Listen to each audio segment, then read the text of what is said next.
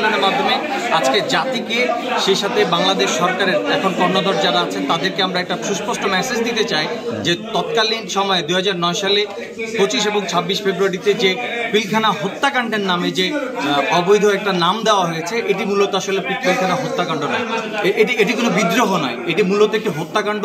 এই হত্যাকাণ্ডটি তৎকালীন সরকারের আমলে এটি আসলে একটি পুরোপুরি একটা চক্রান্ত, যেটা হলো বাংলাদেশকে নাশাত করার জন্য একটা চক্রান্ত ছিল।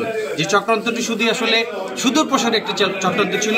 আমরা যদি এটা বলতে চাই, আপনারা বিভিন্ন পত্রপত্রিকা এবং মিডিয়ায় দেখেছেন আজকে এই 5ই আগস্টের পরে, ছাত্র আন্দোলনের পরে যে সকল বিডিআর বাহিনীতে যে সকল অফিসাররা ছিল তাদের উদ্ধৃতি এবং যে সকল সেনাবাহিনীর অফিসারের সন্তান এবং তাদের ফ্যামিলিরা ইতিমধ্যে বিভিন্ন পত্রপত্রিকা এবং মিডিয়াতে যে সকল বিষয়বস্তু আপনাদের কাছে তুলে ধরেছেন, এই জায়গার বিশ্লেষণ করে যদি আমরা বলতে চাই যে তৎকালীন এই সময়ে যে ঘটনাটি ঘটেছে মূলত এটি আসলে পরিকল্পিত হত্যাকাণ্ড ছিল। এই হত্যাকাণ্ডটির বিষয়টা অনেকেই আলোকপাত করেছেন যে তৎকালীন স্বৈরাচার সরকার মূলত তার 75-এর এই তার পিতা হত্যার এই প্রতিশোধটি নিতে এসেছিলেন। শুধু এইটাই নয়, তিনি তৎকালীন 6-7 সালের যে আর্মিদের প্রতি তার ক্ষোভের জায়গা থেকে তৎকালীন স্বৈরাচার সরকার এই ঘটনাটি ঘটিয়েছে।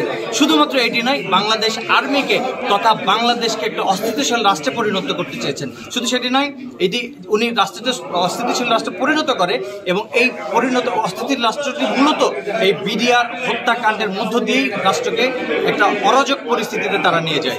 ইভেন এই যে বিষয়টা আমরা ইতিমধ্যে আপনারা অনেকে জেনেছেন যে এই জায়গায় আপনারা মিডিয়া এবং পত্রপত্রিকা অনেকেই জানেন যে তৎকালীন সময়ে এই ঘটনাটি ঘটানোর জন্য কাদের কাদের নামও এসেছেন।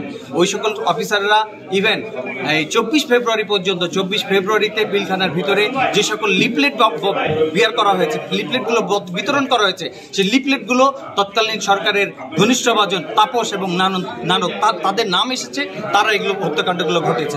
ইভেন 24 তারিখ তারা পিলখানাতে কি করে তারা ঢুকতে পারে, ইভেন 25 তারিখ 26 তারিখ তারা এই সরকারের এই এজেন্ডারা তারা ওই ভিতরে ছিল। ইভেন তাদের বিডিআরের পোশাকের আড়ালে তাদের গুন্ডা বাহিনী এবং ভারতের অথবা বিশেষ বাহিনীকে তারা ঢুকিয়ে তৎকালীন এই বিডিআর হত্যাকাণ্ডটিকে সুষ্ঠুভাবে সুন্দরভাবে সংগঠিত করে। শুধু তাই নয়, এই বিডিআর বিদ্রোহ ঘটনার শেষে তারা বিডিআরের বিচারের নামে যে প্রহসনটি করেছে, বাংলাদেশ আর্মির অত্যন্ত চৌখুশ আরো অনেক অফিসারকে তারা চাকরিচ্যুত করেছেন এবং তৎকালীন আয়না ঘরে পর্যন্ত নিয়েছেন। আজকে আপনারা জানেন যে এই সময় মেজর মামুন তার উদ্ধৃতি দিয়ে এই কথাগুলো বলেছেন এবং আমরা আসলে এগুলো আমাদের কথা নাই, আমাদের বিডিআর ভাইদের কথা নাই। এবং আমরা যদি বলতে চাই, আমাদের বিডিআর ভাইয়েরা তৎকালীন সময়ে যাদেরকে জেল হেফাজতে নিয়ে তাদেরকে হত্যা করা হয়েছে, তাদেরকে যে হত্যাটি করা হয়েছে তাদেরকে সুনির্দিষ্টভাবে তারা হত্যা করে এই বিচার বিশ্লেষণের টোটাল আলামতগুলো নষ্ট করেছে।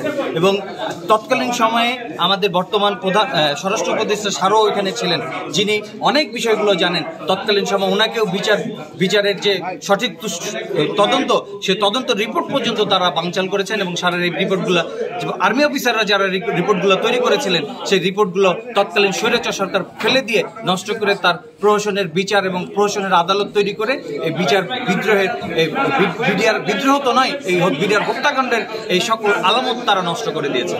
আমরা আজকে আপনারা সাংবাদিক বন্ধুগণ আছেন, ভাইগণ আছেন, আপনাদের মাধ্যমে আমরা যেটা বলতে চাই, আমরা ইভেন আপনাদের